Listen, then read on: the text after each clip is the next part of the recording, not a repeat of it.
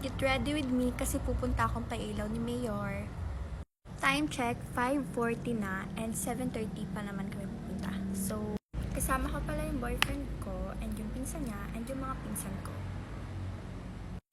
And naiiwan ko pa yung blender ko, beauty blender ko, sa boarding house.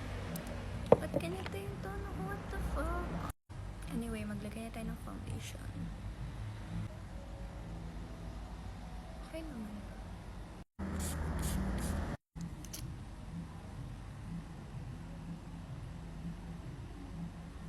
Dami-dami kasing pwedeng iwan. Beauty blender pa. What the fuck? Set ko lang yung eyes ko. I'm gonna do my brows now.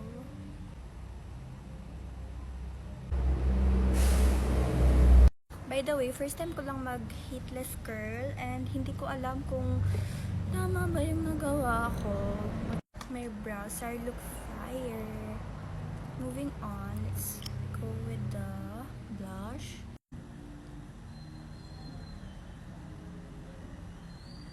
I'm gonna put konting contour. Wait. Gusto ko din pala maglagay ng nose contour. And again, hindi ako marunong nito.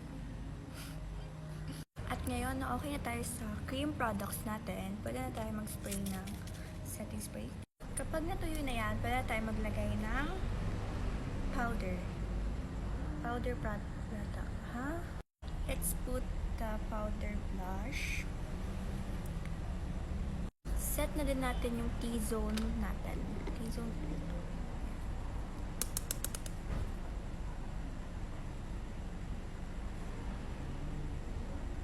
And now, mag-eyeshadow na tayo. My favorite.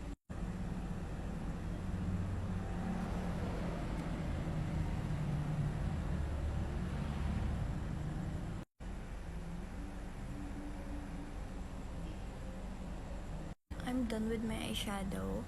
Now, pag-isipan ko muna kung... Oh, eyeliner.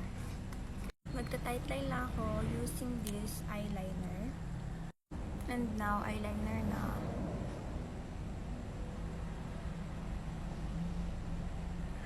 Pantay ba? Next is highlighter. Wala rin akong blush kasi brush. Hindi na pindot. What the Now, I'm curling my lashes na. Patapos na tayo. Patapos na. Look at the difference. Diba?